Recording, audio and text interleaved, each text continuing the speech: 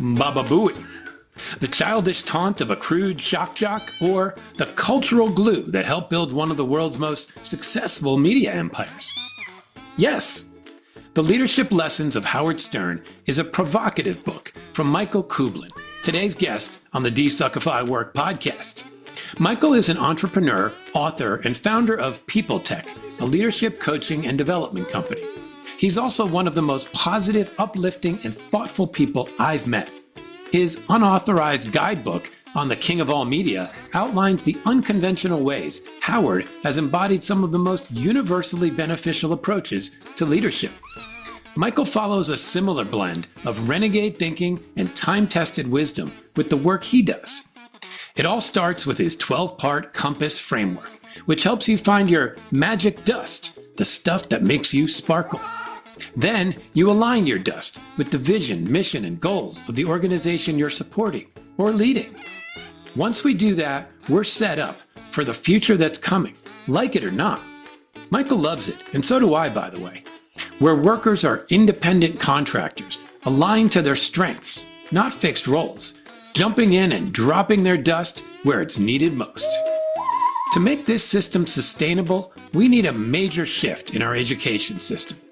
Teaching leadership skills, via Howard or not, in schools, instead of waiting until we're 30, 50, or 80, the age of one of his recent amazing clients. He may not be the king of all media, but he's a prince of a man and a near endless source of leadership wisdom. Let the desuckifying begin. Here's Michael.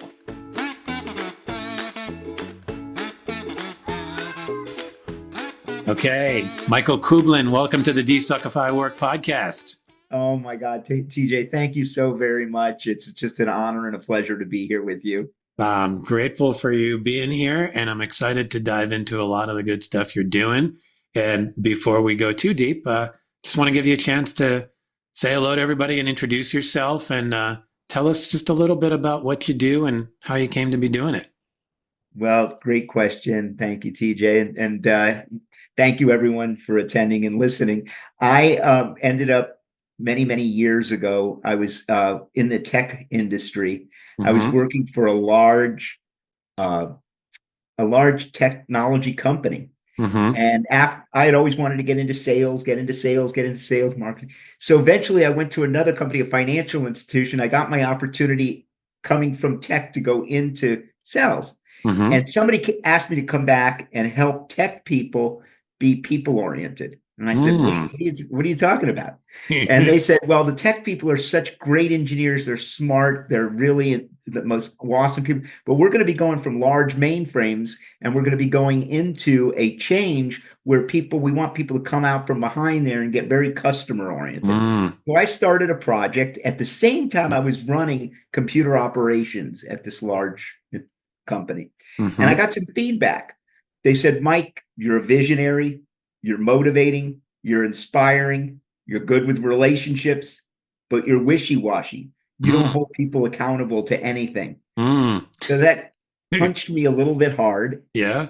I didn't know what to do about it. So I found a person who had her PhD in educational leadership. Mm-hmm. And I said, can you come in and help lead my team better? Mm-hmm. So she said, oh, for sure. So she started to show me where my behavior was creating those perceptions and what I was doing to create that. Yeah. And it was fabulous. So I brought her in. We worked for about a year together. We changed the value survey from one of the worst to one of the best in the company. And I ended up relocating from South Florida to Phoenix. Mm-hmm. And on my transition out there, I made a decision that, you know what, I want to do leadership development for the rest of my life. Wow. And so when I got there, I was running quite a few buildings of voice, data, LAN, and support. Mm-hmm. And I ended up going into starting a company on the side. That company didn't really make it right away. Mm-hmm. But the other company that I started was PeopleTek. And the goal, a buddy of mine said, also, Mike, make it a people with a TEK, because you're going to work with all kinds of people. Okay. So I did that, and that's how we ended up with the name PeopleTek. Nice. Started in 1996. I am the president, and we're a coaching company. We have individual coaching, team coaching, and overall organizational cultural transformation through a process called relationeering that we own. And the main theme of PeopleTek is we believe the most important skill in the workplace is how effective your relationships are. And that relationship begins with you. It begins with us. It starts on the inside first. And so we're proponents of that. I had noticed a trend that existed, that a lot of people were a lot like me. I was running around doing coaching by myself, running around. And I noticed that a lot of people were like me, good at doing a job or a task, got promoted, and no one ever gave them a process of this self-discovery and finding out who you are at the core and finding out what do you want at the core and how do you execute that. And so I created a program called the Leadership Journey, and PeopleTek has executive coaches that run cohorts of journeys for individuals, teams, and entire organizations. So that's a long-winded question. We work with all kinds of companies. It's great. We've seen every situation that exists. So yeah, I mean, there's a lot of good things in there, and I think we can try to touch on a few of them. I think the ones that stood out for me were your own journey and kind of having that perception of being a bit wishy-washy and how you work through that. So I want to come back to that at some point, not just around you, but around anybody who maybe experiences that. You mentioned the relationeering idea, which piqued my interest a little bit, and I want to come back to that. But before we dive too deep into some of those things, I want to just kind of get for you, like, sounds like you've had an interesting journey in the world of work for yourself. What role has work played in your life, and does it currently play in your life? Oh, that's a phenomenal question. Probably another area of it could be called dysfunction because I'm so into my work. I had this vision for many, many moons of worldwide individual, team, and organizational excellence. And the business world, when I was in corporate, was fine. I wanted to really have more freedom and more control over what I let come out there. And so I had a vision that it connected to corporate, but at the end of the day, it connected more for me to do it on my own. So I wanted to be an entrepreneur at that point and build a coaching company. Yeah. And the reason I wanted to do it is I wanted worldwide excellence. Now I call it world-class business relationships equals world-class leadership, and we're creating it. And we're doing it one person, one team, one organization at a time. Yeah. And I wanted that. So that's been continuing. I will tell you that it's a continual journey. I don't mean to have all the answers. Matter of fact, I just announced to my team that my magic dust, which is one of the concepts that is part of this leadership journey, does not necessarily link to some of the roles of a CEO. So what do you do about that? Yeah. How do you come to reality of that? And what do you do in order to prepare so that someone else whose magic dust does link to it more than yours can take over and run that? So where your magic dust links to your vision, mission, goals, that's where true joy lies. That's where true creativity lies. That's where true passion lies. And you have to put your guts on the line. So to that point, I did that, and I continue to do that in my journey of entrepreneurship. Now, do you have to go through fears, insecurities, freakouts? I've had relationship issues because of it, but that's part of the learning. Yeah. I'm very blessed. I'm very grateful. Did I make mistakes along the way? Oh my gosh. Am I still reflecting and looking at what's going on and what's working and what's not? Oh my gosh. Okay. But at the end of the day, I can say that I've lived with what I've wanted to do, not letting someone else say, this is what you can do. I'm creating it. If that makes any sense. It does make sense. And I love that. And I definitely want to come back to magic dust too, because I like the sound of that, and I'm already sort of getting a sense of what it means. But I'm curious, on your journey, what was I don't know if there was one particular challenge or the toughest part of your journey to get to where you are now. Okay. That's probably several, but let me mention the first and the second one, Mm-hmm. okay? Because it's all about fears and insecurities and handling them. So step one was starting my business in the first place. Yeah. Okay. And I had a wife and children, and okay, what was I willing to put on the line for that? Mm-hmm. Unfortunately, my marriage deteriorated because of many other factors. But at the end of the day, I was passionate about starting this. My ex, unfortunately, and I love her to death. We're still the greatest of friends. She wasn't as passionate about it, and she thought it would be over probably in a year or two. Yeah. And I said, no, I want this. And so there Mm-hmm. were ups, downs, sideways of all of those things. Yeah. And when you're not used to being with someone that has the ups and downs and sideways, and plus, I wasn't good at handling it. Yeah. I was a very fearful, afraid every step of the way. Oh my God, what's going to happen? What if I don't fill up journeys? Mm-hmm. Journeys are program. What if I don't get this account? And all that came back, and I would handle it much differently now. However, you don't know what you don't know. Okay? Yeah. Yeah. So that was one set of fears. The other one was I had read a book by Michael Gerber. He wrote a book called E-Myth, and E-Myth Revisited. Great coach. Yeah. And I read his book, and what it said was, if you're going to run a business and create a bigger dream than just you, it can't be just you working on it.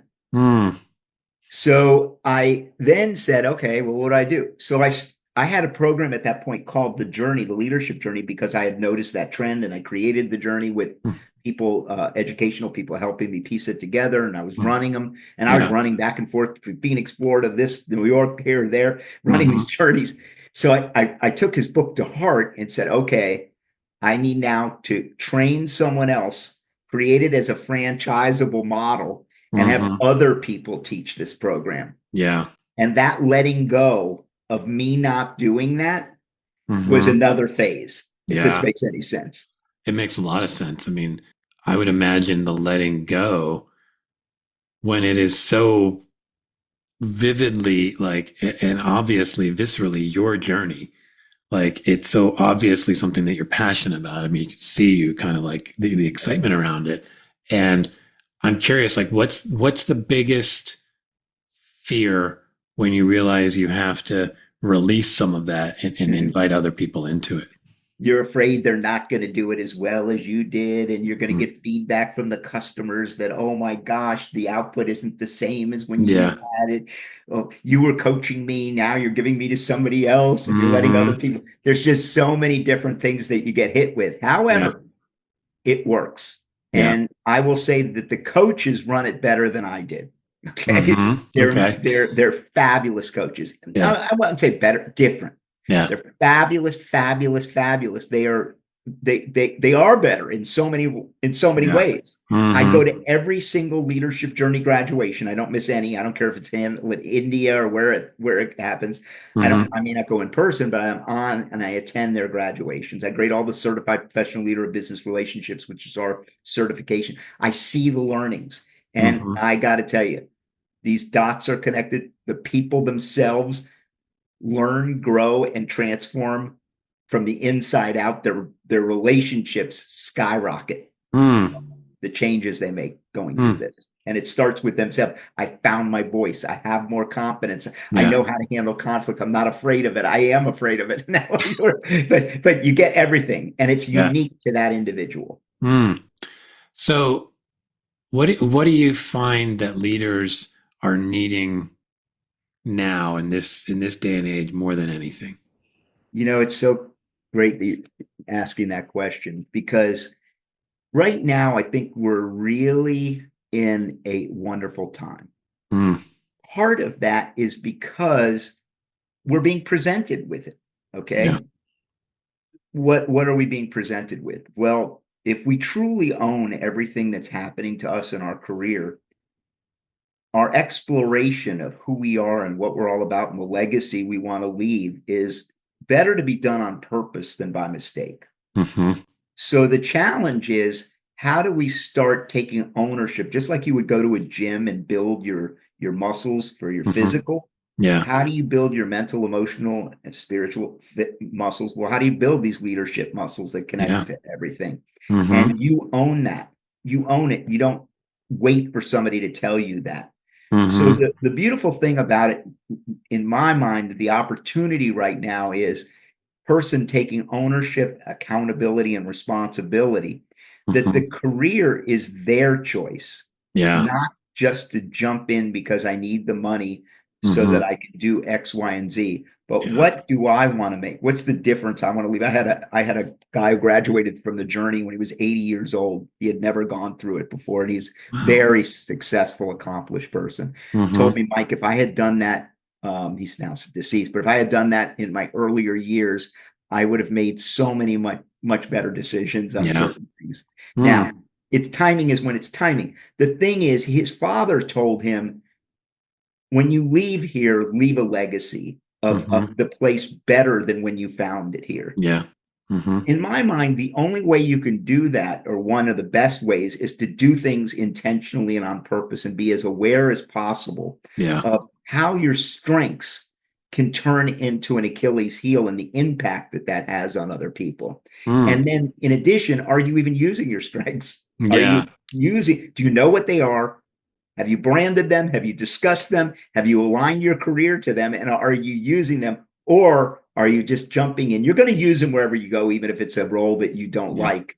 Mm-hmm. At the end of the day, you're going to use them. The issue is, what do you want to do with them now? And it's Yeah. your plan. It's not up to the company to figure that out for you. It's up to you to figure it out. Yeah. I mean, it's interesting. I mean, I don't know what, if anything has changed culturally, but like, I think maybe it's partially just the fact that it used to be that maybe companies did provide some of that for you because they were more expected that you'd be there a longer time, and training and things were kind of built in. And so that now, like, this idea that we have to wait to be told where to go, or somebody has to kind of like pull us in a direction. I think you're right about this being this really interesting and amazing time, because there's probably never been a better time to actually be in charge of yourself and to lead yourself, because there actually are so many different paths that you can take now. Once upon a time, there may have been a relatively limited array, right? But now, and to know what path you're going to choose, how do you know what path you're going to choose if you don't know yourself, How do right? you do that? Yeah. Now, a lot of times we do what our parents said. I Yeah. mean, I coach a lot of people through life, and different ages and all kinds. And many of them were told by their parents, well, you need to take the safe route out. I had Mm-hmm. a very Oh, yeah. fortunate experience to be part of Goldman Sachs 10,000 small businesses many years ago. And Mm. I was going to their national convention in Washington, and I heard Damon speak from Oh, yeah. Fubu. So he was presenting how he started, and he said his parents, with love and honor, no, don't do that. Don't take that chance. You're Yeah. going to mess the whole thing might mess up, and and he went against them. Mm. Okay. And Mm-hmm. it was probably one of the greatest decisions he ever made, because sometimes you got to take a risk, and your parents, as much as they love you, they love you. Yeah. They want the right thing. They don't want to see you hurt. They don't want to see you suffer. At the Mm-hmm. same time, you're in charge of your vision, your mission, your goals. And that's one of the things you have to create. And Yeah. there's never been a better time than right now to create your vision, mission, goals, and measures equal what your values and behaviors you're going to live by it. Mm. If you have that document, it lives with you for a long time. Yeah. No, and I like that approach, right? I think it comes back to that idea of being intentional, um, being really clear about who we are. And you talk about things like mission, vision, and values, and then that alignment with how I'm going to show up, how I'm going to act, how I'm going to behave. Um, I feel like we struggle with that sometimes. Like, we keep our values and our mission up at 30,000 feet, and we don't find a way to connect them to how we actually show up. So how does the work you do, and this may be part of the leadership journey program, how does that help people connect those things more clearly, so that when they walk out the door in the morning, they're bringing their mission, their vision, and their values with them, and not keeping them stored up in the clouds? Fabulous question again. So, yes, the leadership journey was created for that purpose, Yeah. to make real, not only for individuals, for teams and organizations, because there are still leaders who know how important it is to get everybody aligned and on the same page and the culture moving in the same direction. It's great to run team journeys to do that. Yeah. And then relationeering takes it to a whole other level because you're working on business projects that have to be solved. Okay. They do it together. So you take phase one yourself. We follow a thing called the compass, the leadership compass. In the journey, there's 12 areas of the compass. Okay. And these areas are crucial to starting to determine what is my magic dust, and I'll get into that in a second. And then how do I use it by living my vision, my mission, my goals. That's even if you're now in a role that may not suit you, but you can live your vision, mission, goals while you're there. Yeah. And as soon as you see the out of alignment, you can start making changes to start going for it in there. Most of the time, it's close enough. You're just now being able to live it in a more joyful manner because you're more in alignment. So let's talk about it. The first step of the compass is self-awareness. Well, we use a series of tools. Many tools out there. You could buy them for free. Myers-Briggs, DISC, Genius, this, that. Get them. Okay. Do all the free assessments you could do. Start looking at yourself. Yeah. What's working for me? What's not working for me? How do I start looking at, how do I come across? How do other people see me? If you can do a 360, do a 360. In the journey, we do a 360. We measure all the areas of the compass. So the second area of the compass is magic dust. What skills, abilities, and talents are you going to bring wherever you go? Yeah. No matter where you are, you're going to bring those. And the beautiful thing about magic dust is it changes the conversation around how each person is to treat each other. If you honor the person for their magic dust, then, and they honor you for yours, then you're equals. Yeah. You're honoring each other for the special, unique gift that each person brings. Too often, all over the world, a person thinks they're better than someone. Well, they may be better at a task, but that other person may be better at a task than you are. Okay. Yeah. And I can guarantee they are. The issue is, do you know which ones you're good at and how you perform them and how it manifests itself? And do they know how much they're good at, so that you both know what it is and you can equally help each other towards the common vision, mission, goals? The issue becomes, if either one overuses theirs, then the other one doesn't get to use theirs. So I've been talking about this for the last few years. The true diversity, equity, and inclusion process is the honoring of everyone's special, unique skills, abilities, and talent, no matter who they are, no matter where they come from, no matter how big, tall, that, it doesn't matter. Yeah. How their magic dust is needed and utilized is what's crucial. Yeah. Can we help them utilize it? Because our role as leaders is not only to know ours, it's to help everyone else magnify theirs. Yeah. And you touched on this idea of, if one person's leaning too much into the errors, it's maybe crowding out the other person's. How does that show up? And is that, you mentioned before, kind of that our magic dust or our strengths can be kind of an Achilles heel. Is that the same concept there? Oh, no doubt about it. The way it shows up is in so many ways. Yeah. Let's say a person I've seen very direct, very goal-oriented, very, very, it's my way or the highway. And then they are so forceful that the other people don't get to use their talent. Well, that's going to make the workplace a very poor place to be. Yeah. The other person feels devalued. The other person feels not as good as. The other person doesn't get to use their magic dust because they're being told, here's what you do and how you have to do it. And they're not being treated well while they're doing it. Yeah. Likewise, it could go the other way. That's my thing that I have to look out for. Everything is too loose, too all over the place. There's no balance of process. Sometimes, because I search for very strong-willed process people, well, it gets too much. And then the guardrails are so strong that there's not enough flexibility for creativity. Yeah. So there's a great tool out there that Patrick Lencioni created called the Genius. I don't know if you. Oh yeah, I know that one. It's a fabulous tool. It measures different areas. It's one of the tools we use in the journey. We use 5 and a 360, but that one tool helps a person. Here's what role I do best at. When you're in a role that doesn't fit your number 1 or number 2 side, you're gonna be frustrated, and so is everybody else. And you're going to be overusing yours and not knowing what's happening. Yeah. So it causes a lot of frustration.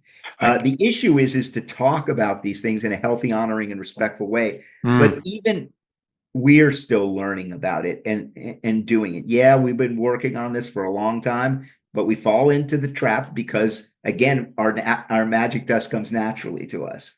Yeah, and I can imagine like it may actually be tougher for people who are more senior within a team and have a higher leadership role to really honor the other strengths, the other's magic dust, right? That you mentioned, this kind of my way or the highway mentality. And it's like, well, if I made it to CEO or COO or even VP of whatever, doing what I do, well, then that's the right way to do it. Damn it. Like, don't tell me it's not, but, You're so hitting it. You're hitting it. How do you help somebody in that position release some of that? Again, first of all, they have to be. I'll give an example of this, and it happens to be a person that was a billionaire, multiple. They own a large marina, if you will. Yeah. And the person couldn't be any smarter, attended the greatest schools, did the best things. They had a goal of being the number 1 marina in the world in customer service. It wasn't taking root. It wasn't taking root as much as they wanted it to take root. What do they do about it? Well, we happened to be listening really deeply at a speech, and one of my team coaches approached, said, if we can help you with that, would you be okay?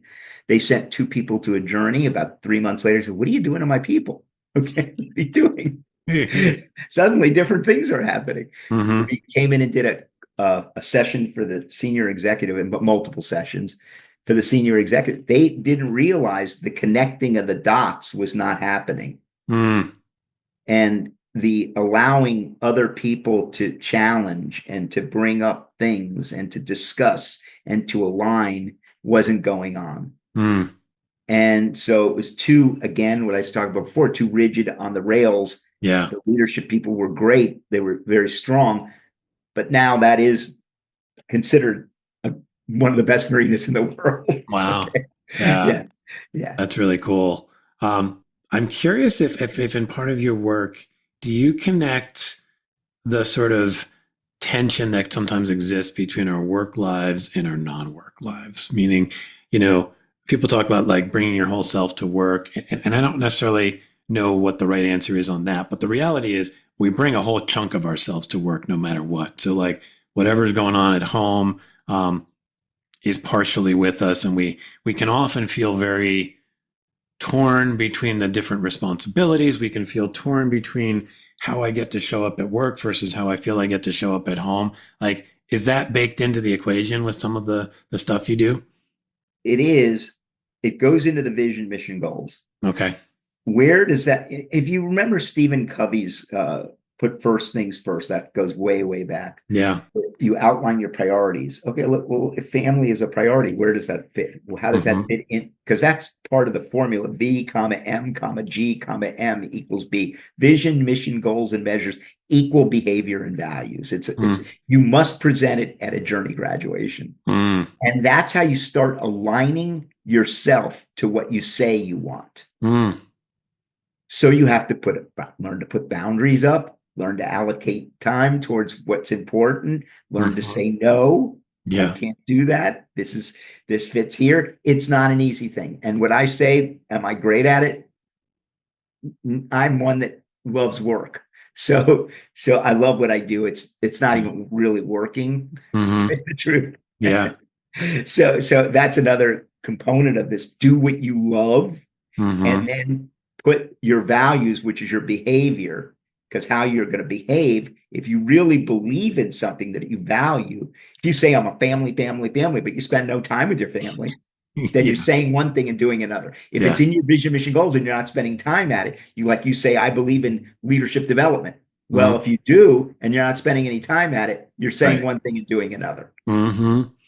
Yeah. Your actions are the ultimate truth revealer, and I think, that, the idea of doing something you love, it's really interesting, right? Because it is the best way to feel sort of effortless in many ways at work, right? And you just it just flows out of you and you get into that flow state and you, but there is the dark side of it, which is it can become an obsession, right? And I hear you. Yeah. I probably got it. And so I feels like some of what you're doing is helping people to guard against that by saying okay, your values are saying that you both love work and you love family, but your current way of using your time is clearly advocating that you love work, and it's not at all that you're really loving your family as you say you want to. So what would need to change?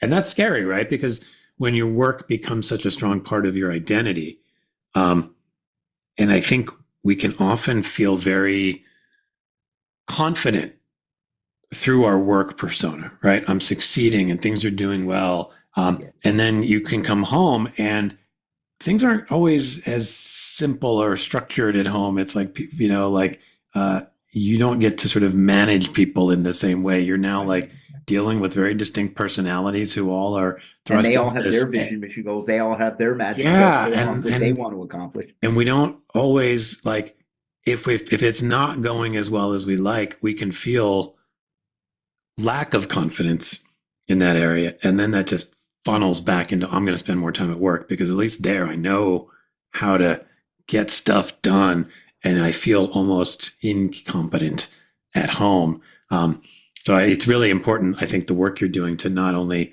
help people declare those values, but then go, what do you need to do? How do you need to show up at home so that you're serving that value as well as you're serving maybe the work one or some of the other ones? You're hitting it, TJ. It's very, it's like what you run this workshop, okay, this podcast. Yeah. Fabulous. Well, you made a decision that I want to share this information with the world to help this corporate be better, individuals be better, the world be better. Yeah. Your decision to do that links to your values, so you're putting time into it. Yep. And if this was taking away from physical fitness or other things, you'd have to make a decision. Do I keep going? What do I do? Is it taking away too much from my family where I can't do that? Well, you have to make a decision. And that's what life is. It's a series of decisions. I didn't realize it as much until I interviewed my father about. My father had a terrible car accident in 2002 where he lost an arm and lost a leg and became paralyzed from C3 down. Jeez. And so he was in an electronic wheelchair, couldn't do anything because he was considered he was considered a paraplegic. Only moved one hand a little bit, and it was his opposite hand. And before his 90th birthday, I said, how do you remain so positive in each and every interaction you have? Yeah. And he went to work before COVID. He went to work every single day. Okay. 5 days a week. He went every day. He was there. He ran a company. He did all of it with his aid. And he went in every day, and he always was pleasant to everyone. Wow. I said, how do you do that? Because I was going to talk at his 90th. He said, Mike, I made a decision. What do you mean you made it? Is that a spiritual thing? He goes, no, I decided. There's nothing. I made a decision. Nothing is going to take away my happiness. Well, happiness is a value for him now. Yeah. Well, what does his happiness look like? That's a value that he had to work out. Wow. He wasn't going to get upset about anything. He wasn't going to let anything upset him. He was going to show up to everyone else as a pleasant person. Wow. He decided at that point, and that's what it is. Once you decide, it's your decision, and we own those decisions. Yeah, that's a really powerful story, a powerful example, but just the simplicity of his response. It's like, I made a decision. It's like, it's so simple, your brain doesn't even understand it. To your point, like, what are you talking about? You made a decision. And then it reveals something really sort of beautiful, which is like, yeah, that's what we can do. We can make decisions, and we can then commit to the decisions we've made, and then live according to them. Not to say that it's easy. I'm sure there were many days where that decision was not easy to live by, but your dad committed to it and owned it and said, this is who I am. All right. Every day. That's really beautiful. I want to shift gears a little bit, because you're doing something really interesting. In addition to all this cool stuff you're doing with your company, you've written a book. Yes. And it's about leadership, but it's, you're talking about Howard Stern as kind of the focal point of that leadership book. So already I'm sure people are going, wait, what? So what's that all about? Well, it's a great question. I wanted to write a book. First of all, I picked Howard for a variety of reasons. Mm-hmm. He's made me laugh through my life. And however, also, as you get to study Howard, he's living the concepts of the leadership journey, which is the program we've been running for over 20 years. Mm. Company's been going for 30, but I didn't release it until about 20 years ago. But yeah. Howard lives the compass. And I wanted to use someone who lives it, so that people that don't get a chance to go to a leadership journey get mm-hmm. a chance to experience the process and work the exercises. Mm-hmm. So one of the things is, if you look at awareness, Howard is constantly becoming more aware of how he is. Mm.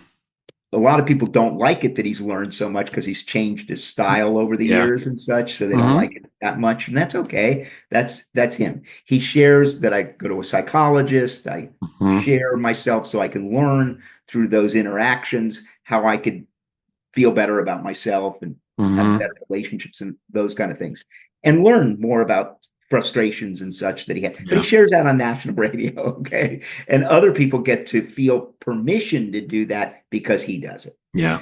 So I wanted to select someone that also lives their magic dust, mm-hmm.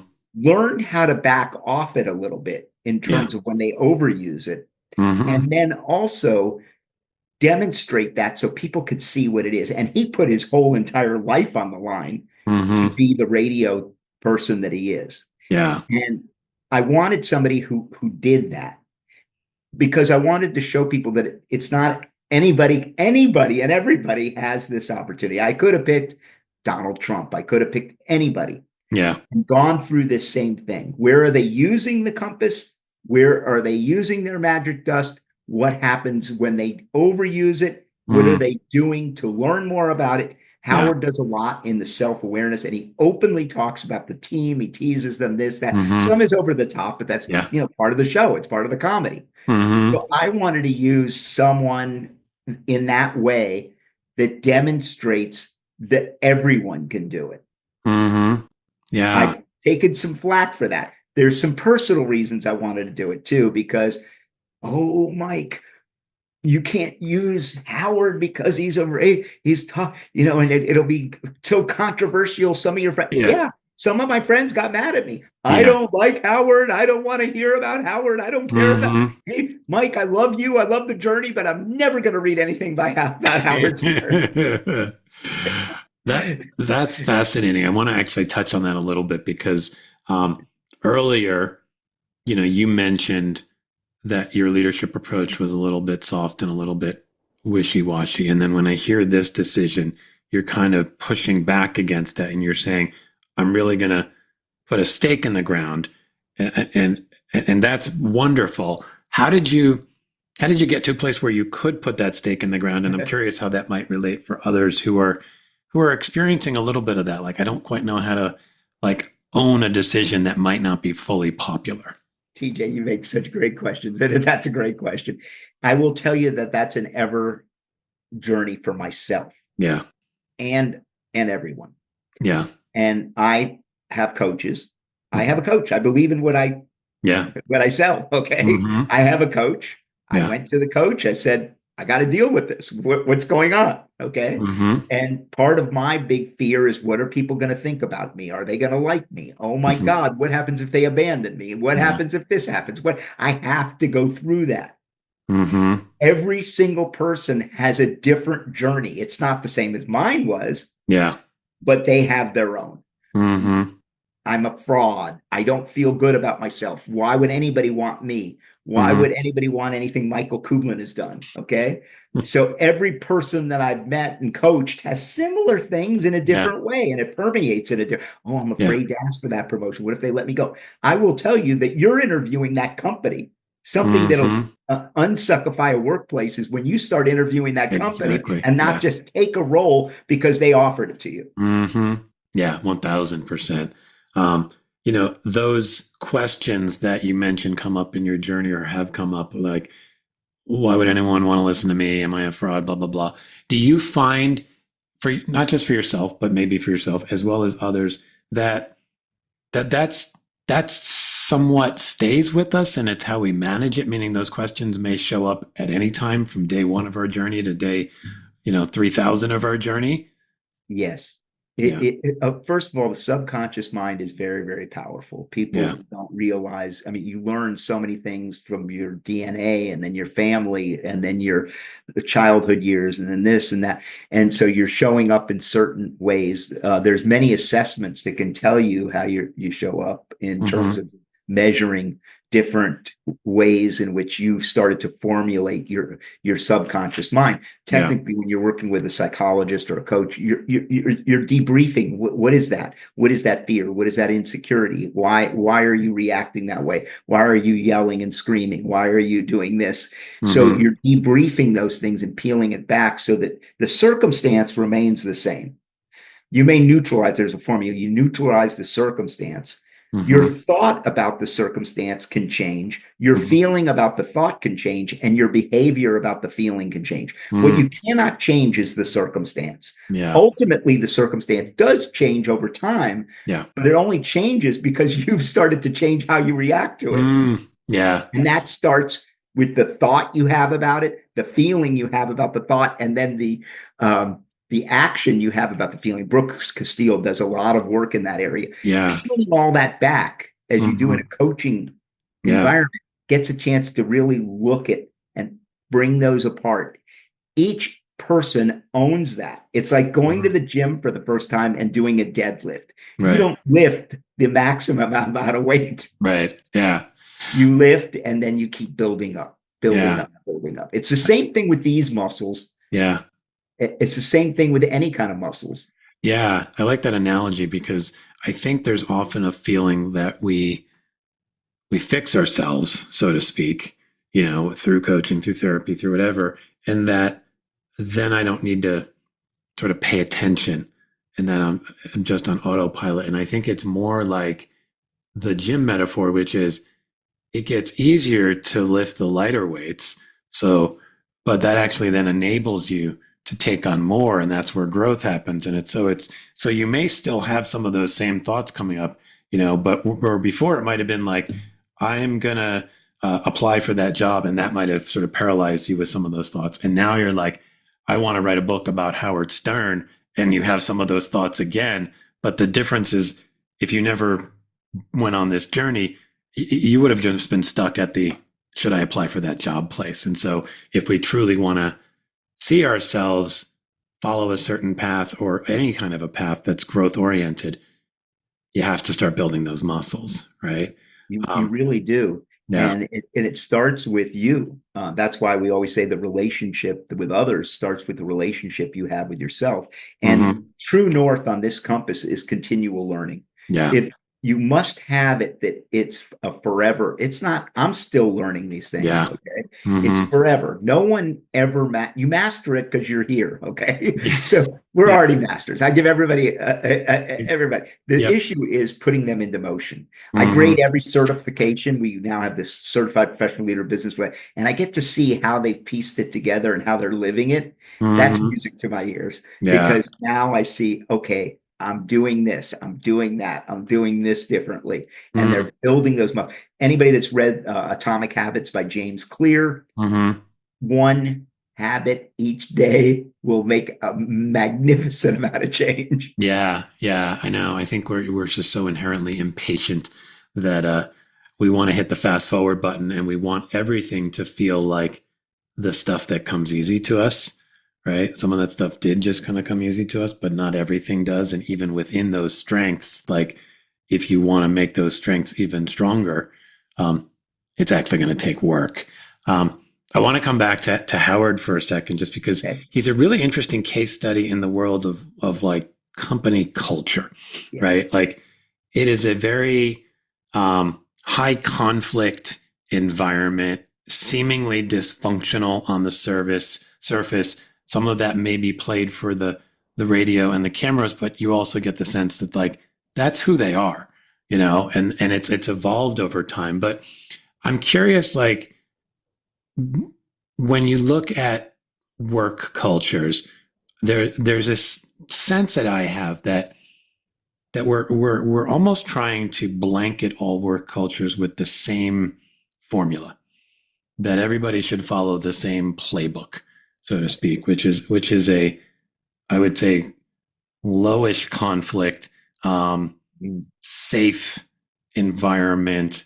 And I'm not inherently saying all these are bad things, but I'm just saying that seems to be the playbook. And I'm curious if you think, one, if a company was starting today and it brought in the Howard Stern culture, one, could it even do that? And then two, is there room for variety in what cultures ultimately look like? I believe there is. Yeah. The thing is, there are some process things that build trust and accountability and focus on the goal, the vision, mission, goals. We have a statement in the leadership journey that without conflict, there is no leadership. Mm-hmm. Yeah. If you are just everything's smooth, everything's going okay, well, then you're not empowering yourself and others to go where they've never gone before. Yeah. Mm-hmm. And Howard, another reason why I used him, because if you look to your point at the team, they openly talk about the dysfunction. Mm-hmm. Well, they trust each other enough to know, okay, it's part of it's the show, part of it's reality. Some gets insulting, so I don't know that you could bring all of that there. Yeah. But at the end of the day, let's not insult each other. Let's be healthy, honoring, and respectful. But at the end of the day, Howard says, you're late every day. Why are you late every day? Mm-hmm. Okay? That's not a good thing to have, okay, for our team. Okay? Mm-hmm. Why are you showing up like this? You think you're the smartest one in the room. Okay? Yeah. Yeah. I mean, I wonder, like, I agree with you. Like there's an edge where it maybe wouldn't work other than in kind of the radio reality show environment that he created.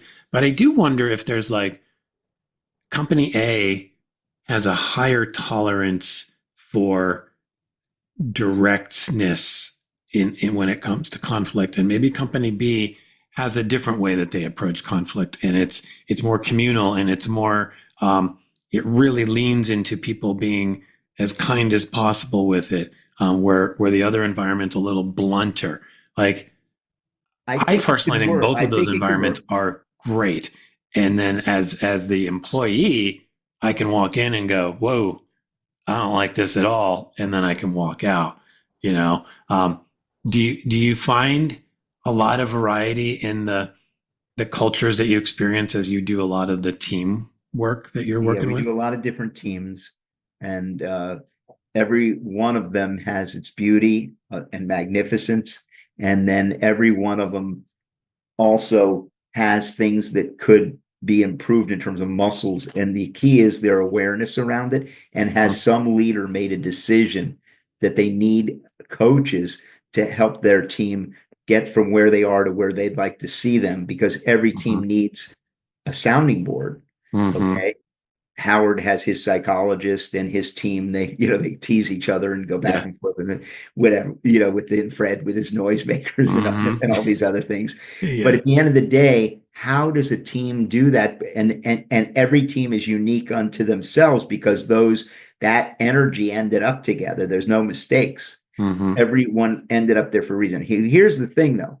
as people would align, let's say the team aligns their vision, their mission, their goals, and then each and every person aligns their personal vision, mission, goals to their magic dust. Well, then people are in roles that they're supposed to be, because that's the role they've decided to be in, not that anybody put them there, and not that they put themselves there, and not that they did. Everybody's there for a reason. And the reason ultimately is, how do we help this organization? Howard's case, how do we make it the funniest show on the planet? How do we make it the most entertaining, where people really enjoy tuning in and listening to our interviews and listening to the music? How do we do it? That's their goals, but everybody's goals are different, and their vision mission is different. So the culture and the behaviors and the values can be different. What do we value? So let's bring them up. Let's talk about them. Let's nurture them. Maybe they don't do any of this, so they got to say, I'm not going to do it. If that doesn't work for you, because you're interviewing them as much as they're hiring you. If you're not going to fit there, you got to say, it's not going to work for me. Is this process, is this connected to the relationeering process that you 100%. Yeah. 1,000%. I mean, it obviously feels like a nice hybrid of relationships and engineering. So it's kind of this like practical, hands-on approach to building those relationships. To my ear, I don't know why, but I think I remember Disney had something called like Imagineering. And, yes, they did. And so like it kind of harkens back to that, which brings like a certain joyful veneer to it. It's like there is a certain joy about getting the most out of our relationships. I mean, in any setting, but in work, it can be really wonderful. I want to come back to the notion of people are in the right roles. So this is where it can get a little tricky, right? So I hire a team, and my company does whatever it does, and we have project managers, and we have strategic people, and we have a design team and HR, whatever. You bring people in for those roles, and then they go through this process, and things sort of shake out of that process where people start to realize their own vision, mission, values, and all that. How do people within a company structure, how do they adjust but still get done what needs to get done? It's not easy. I'll just be open. Even in the best of things. Why? Because there are other values fighting in there, and other decisions people are making where they are me. I have to take care of me. Who's going to take care of me? What am I going to do if this gets eliminated? What am I going to do if we make this into AI, an AI app? So you have to get through all that. Yeah. And you have to eliminate the fear that the bad things are going to happen, but you can't eliminate that altogether. Yeah. And that's part of the beauty of the process. Part of the beauty of the process is that we own everything that's happening to us. So we have everybody, before we start one of these, read the QBQ by John Miller. I don't know if you've ever read that, but it's called The Question Behind the Question. He wrote a book initially about personal accountability. Okay. How do we change the question from who's to blame and what's going on to what can I do about it? Okay. And rather than who and why, to what and how. What can I do and how can I do it, rather than who's to blame and why is this going on? Yeah. So you change it to, what is it about me? How do I shift this? What can I do? Now there's some feedback that everybody's got to give. So you got to get muscles built, how to give and receive feedback in a healthy, honoring, respectful manner. Those are muscles too. And there are emotional muscles that go with it. Well, what happens when somebody has a shame attack or an attack of fear or an insecurity? How do we deal with that? What do we do? And those are moments of beauty, because those dictate your values as well. How is that going to shake out? What kind of learning is going to happen from there? I will tell you that whatever happens is supposed to happen. And sometimes it's not pretty. Sometimes people quit because they get just so much fear. Sometimes they're asked to move into a different area or do something different because it aligns more to their magic dust. Are they willing to do that? Okay. Maybe they're going to lose some staff. Maybe they're going to gain some more staff. Yeah. There's just different things that are going to happen. And let's say we automate something now with AI coming faster than lightning. Processes are being automated. relationeering is so perfect for that. Why? Because you get in together with the business, you work a business project that could be AI. We're going to reinvent this AI around this process where we're handling claims or handling customer inquiries or whatever. And then we're going to rewire it. Well, oh my God, what's my job going to be if we rewire this? Am I going to share every little bit that I do? Yeah. Yeah, that's really interesting. And it seems like if you at least have the tools getting you to a place where you know where people's magic dust lies, at least you can then look at any project and go, you're going to be really useful on this part of the project, and you might be useful here, or you should take the lead on this because this is going to require a ton of people skills or whatever. You hit the nail on the head. Yeah. Where we get in trouble is when we try to be everything to everyone. And a person that does that takes on more and more and more because they feel I need to be the one that does it. And it's a thing about control. They're overusing that gift. Yeah. Apply it, but in an area that's talked about, that's on. Yeah. I wonder if like part of, the response to this rapid advance of AI and technology and whatever comes behind it, this approach where people get really clear on who they are, what they bring to the table, not just in terms of their strengths, but also in terms of what they're passionate about and how their behaviors line up. And then, as a leader, you are a deployer of their magic dust where it needs to be deployed. And you're maybe not actually as tethered to a title like I am the claims person. Like you're not going to be the claims person in 6 weeks. But you are the person who has the magic dust collection of being a really detail-oriented, really problem-solving, whatever kind of person. And I'm always going to find opportunities for you as new opportunities arise. That feels like a really interesting shift in the way we think about who we are at work. That, to me, is so the future. Yeah. When we can say that and then just go to assignment, maybe we're not even employees. Yeah. Maybe everyone on the planet is a contractor. Yeah. Now, I've said some weird statements and radical statements where people are like, Mike, what are you saying? Because there's a statement, never be an employee. Certainly don't act like one. Yeah. Okay. Now people get, oh my God, what's the company going to pay? The companies are bringing you in and you're going to tell them not to be. Well, the issue is, if you were to ask any leader what they want people to make decisions. They want people to handle things. They want people to do it. Well, they can only do that if they're doing their magic dust. They can only do it well. Why wouldn't they want to play a role that? The fear is there's not going to be a job or there's not going to be a thing. And then I got to do a posting. My view of the future is that's all going to change. Yeah, I think you're right. And I think how it sort of shakes out, it's going to be a little bumpy and there's going to be different experiments run with it. But I do think, it's already happening to a degree. It's already happening. The shift towards contract work. He's trying to change the narrative around that to align everybody to their genius. Yeah.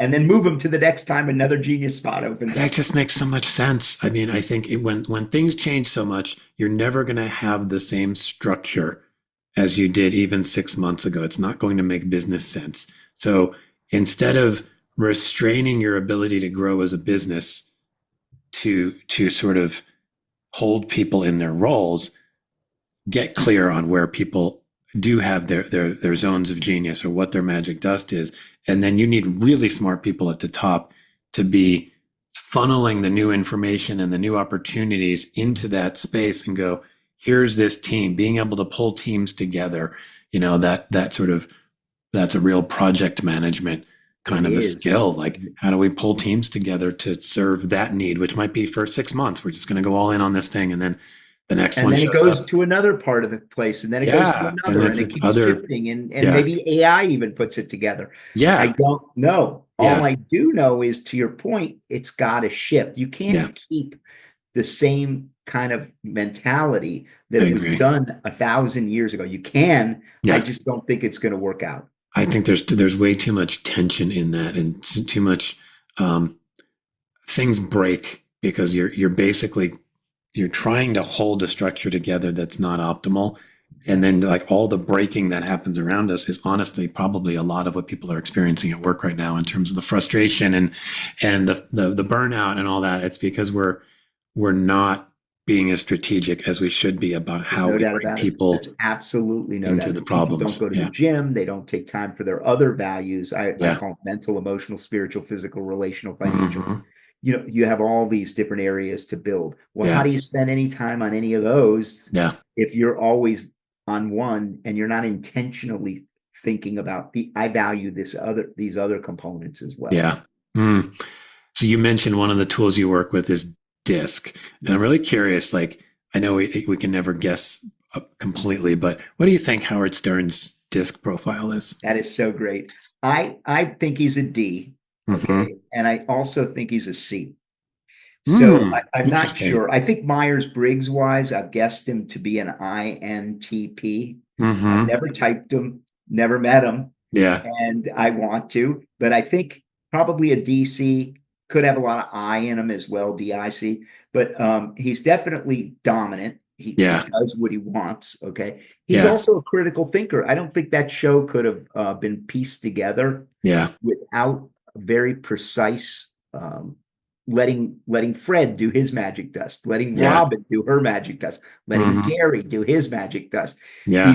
These players that come, their magic dust fits. That just doesn't happen by mistake. No, no, there's a clear, like, almost wizardry at play there where he really could see. I mean, his genius in hiring Robin out of the gate as a Amazing. really interesting Fabulous. compliment to him and somebody who would not be afraid to poke at him and would bring this usually she does have her moments where she goes off the rails, but like a calming to his manic. I type her as an ISFJ. Yeah. Just in my head, I have no insight to this other than Yeah. listening to the show. Yeah. And if because again, he might be an INTP, ISFJ. So you got this good balance. And to your point, it's a calming effect. Okay. Yeah. So she's probably at like an S and an I or a, yeah, or a I think C she's and probably S that. And I think for Howard, he's probably his D is moderated over time. His I has maybe come up a bit in terms of his I think so. Peripheral awareness. Yeah. I'm curious where his C is, but I think he's pretty good because he's much more of a high C than I am. I'm a zero C. Yeah, no, he's got some, I mean, he would maybe self-diagnose as OCD. And I think some of that is like real attention to some of those details and certain things and the way they are. And I think people with high C often have that. So Yes. I'm curious for you, would you want to work for him? That's a great question. As a consultant or a PeopleTek, yes. Yeah. I have this thing. I don't really want to work at any company again. I'll just be open with you. I Okay. made my decision to leave that world 30 something years ago. So I wouldn't mind working as, like I said, here's my magic dust. You need it. Come in, do this. And that's great. Or if they assume me and I get to do my magic dust, that's fine. Yeah. As long as I get to do my magic dust and it links to my vision mission goals, I'd be honored. Yeah. That's a tough one if I flipped it to me, because I think I'm a pretty sensitive person. So like the slinging of arrows that goes on there, it would be a little tough for me. Part of me thinks, that could be a good experience to kind of thicken the skin a little bit, but you got to really figure out how do you navigate when you are getting a spotlight shown on like the weakest parts about you, and usually probably the things you're most self-conscious about. Most self-conscious, and it's being shared on national radio. Yeah, that's got to be really tough. But it'd be very tough. However, part of that is you're learning too. Yeah.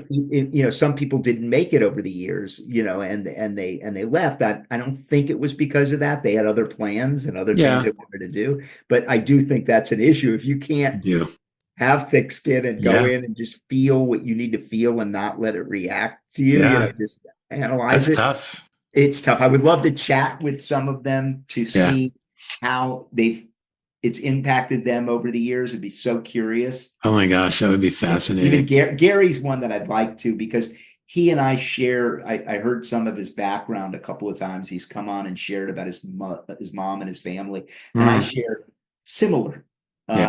And so I'd be curious to talk with him in private about how did he navigate that, what kind of things happen with him. Yeah. It'd be very funny. Well, I think that should happen. I feel like, you should be somehow doing some work with that team and talking with some of those folks.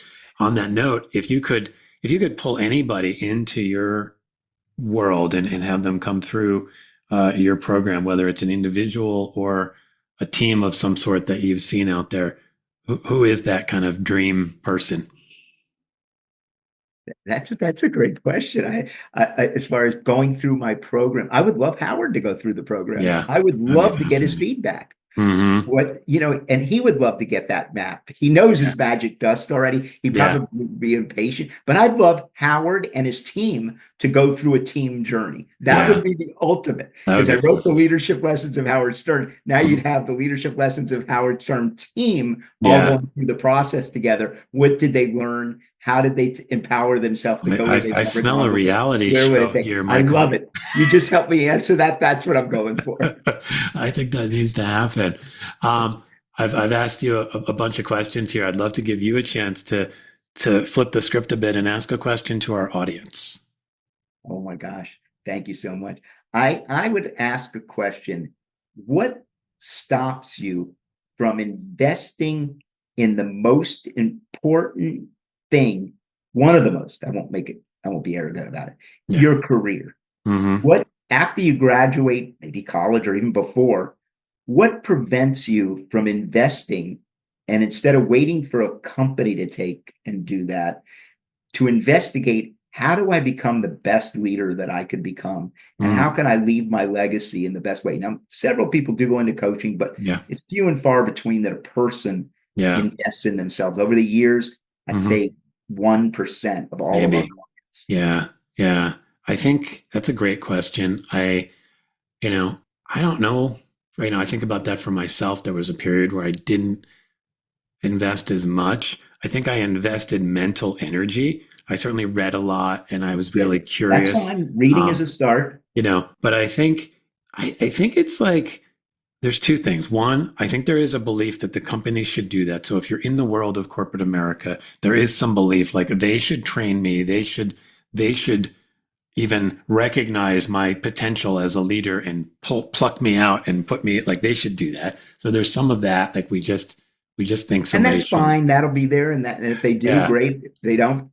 But I think to your point though, you're kind of doing yourself a disservice if you're not at least being proactive in that, meaning go to your company HR and go, here's the path I'm seeing for myself here. What do you offer in terms of training? And then if they say we don't offer much, well, then look outside and see what you can get. Because I think by all means, take what they give you in the workspace if they have it. But we often think it needs to come to us, or we think it's almost arrogant, I think, to reach out and expect it be given. Like, no, they'll tell me when I'm ready. I also think like a lot of other things, like, we just think we should know. Like we think we should know how to take care of ourselves physically, mentally, emotionally, spiritually. Like we think that they should just be natural. And the idea of investing in it feels like, well, what's wrong with me that I would need to invest in it, as opposed to like the same, like to go back to the gym metaphor, when somebody makes a decision to first join a gym and maybe invest in training, like there's nothing wrong with you when you do that. It's actually, you're recognizing something right about yourself, and you're recognizing room for growth. It's 100%. Nothing wrong. And that's one of the stigmas. And how do you get over that? Okay. How does we as a society get over that so that we can empower ourselves from day one, that we own all these things that are going on? Okay. Yeah. And to the conversation earlier around the world of work is changing, and we are becoming much more contract-based, and certainly most of us are not employees in the sense that employees 30, 40 years ago were, where you could count on a steady journey through IBM. You're going to be there 40 years and you're going to get... Yeah, you get the watch and all that stuff. It's like, if you don't take ownership, you're not ready for what's coming, right? I mean, you really have to step into that more than ever. I think it would have been great advice 30, 40 years ago, but I think it's so much more relevant now, because you need to figure out, who you are, what your magic dust is, what makes you special, so that you can then start to shine that towards people who might want some of it. And you can start to build your reputation in the marketplace so that people know, like, I'm putting a team together and I need somebody who can handle conflict with diplomacy and is also, really strong at managing up, or whatever the thing is.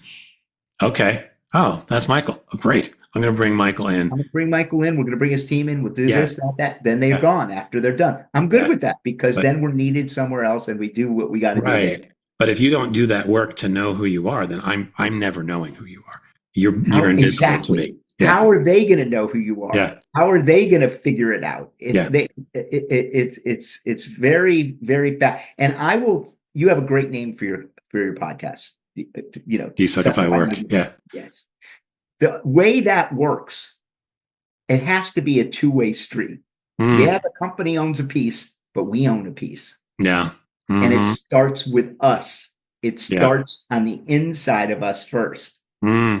Because what ends up happening in a work environment that makes it sucky a lot of times are people that get in there.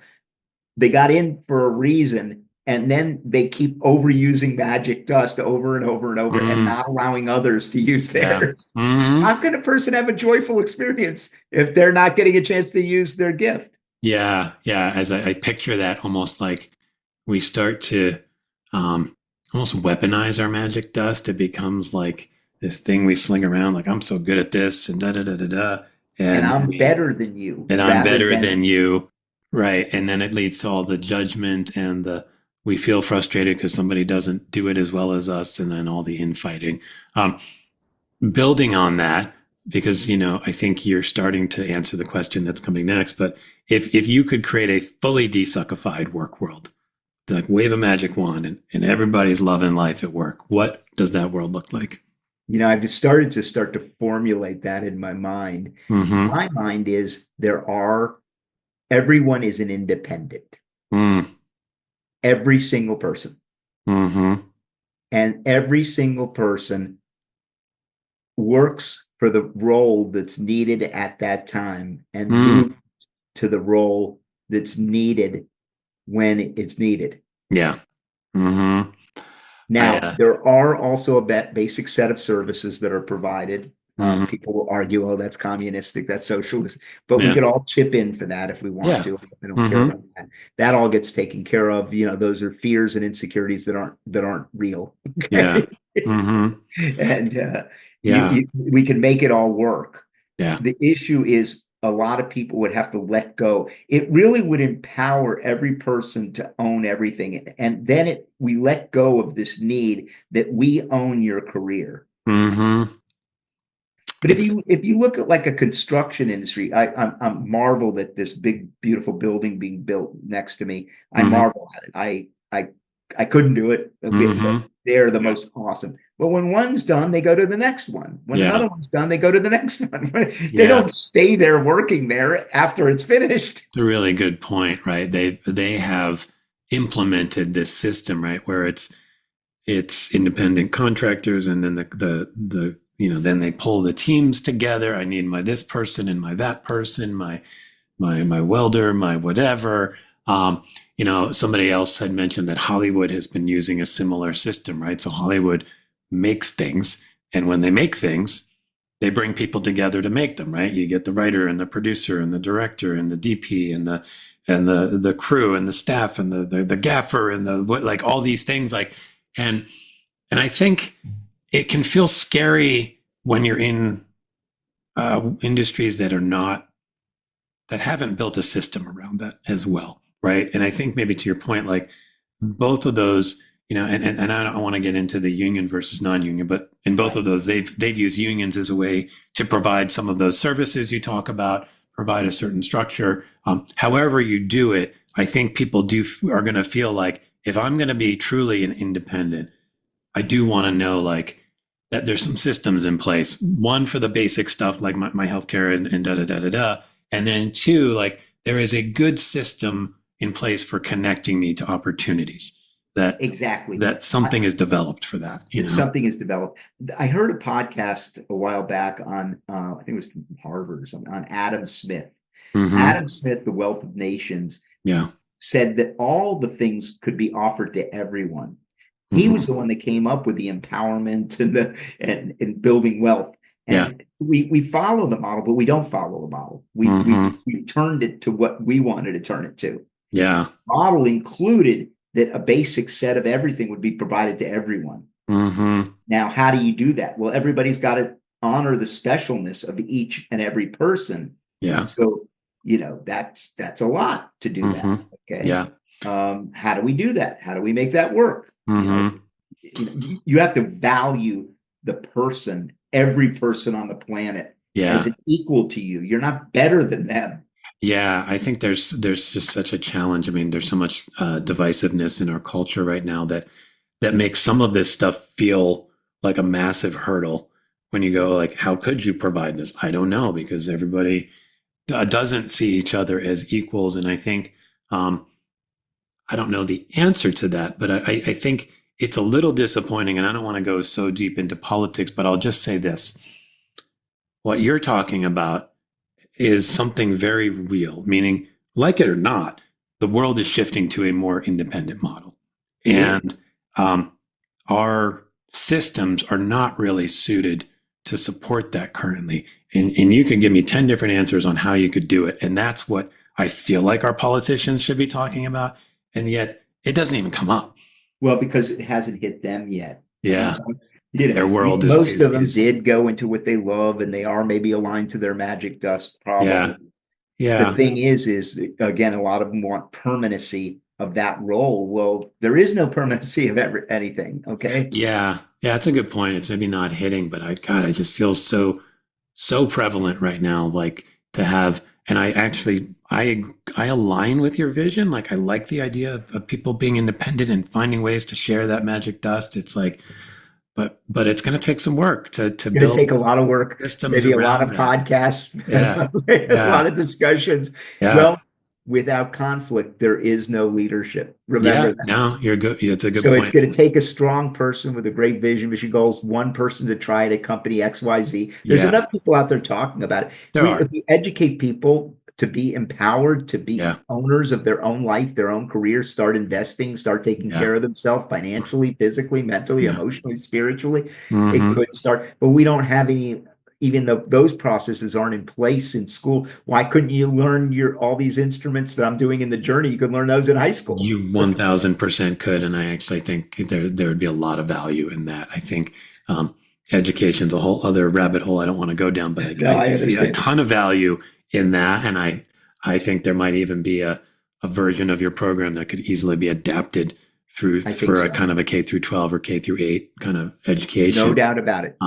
They actually would love it, because it would help them process the things that are so important to them for their future. Yeah, I think so.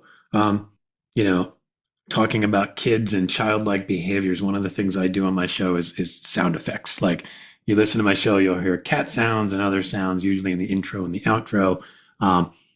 And I've invited all my guests to contribute to that growing library of sound. So do you have a sound, Michael, that you can share with us? Can I share two? Because I was thinking of this as I was coming on and preparing. I'd like to do two if I could. Please do. The first one is sucky, sucky, sucky, sucky, sucky, sucky, sue. I like that. The second one is, and I'm so proud of this, for my whole life, I've been able to play my hands. It's some silly thing that I learned.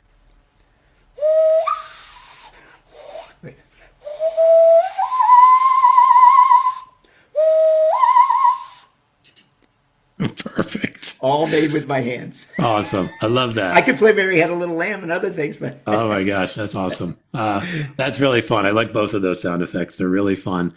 And with that, I think we're pretty much ready to wrap up, but I just want to give people a chance to know where they can find you online and learn more about all the awesome leadership work in your book or whatever else you want to share. So again, I'm Michael Kublin. And my website, I have a website, michaelkublin.com, but you could also go to PeopleTek, PeopleTek coaching.com, and just reach out to me through the info, and I'll get back to you, and we'll be glad to speak to you about any questions you have about anything we spoke about or anything else you want to ask. Awesome. I love it. Are you on LinkedIn as well? I am.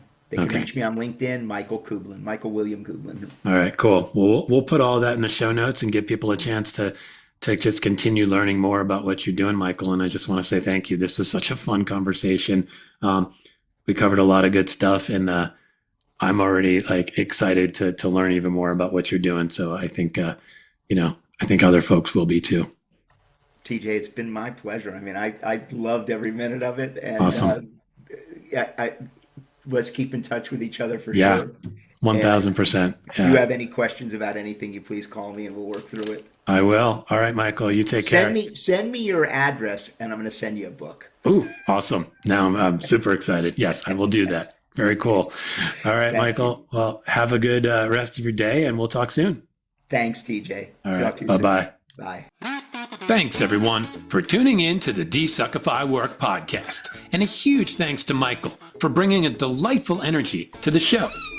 You can follow Michael on LinkedIn and check out his site with info on his Howard book at michaelkublin.com. You can learn more about his company at PeopleTekCoaching.com. That's TEK, Tech. If you enjoyed the conversation and would like to dive deep into some of your own challenges at work, I invite you to schedule a free half-hour discovery session where we can explore new Desuckify possibilities for your future. Bye, everyone.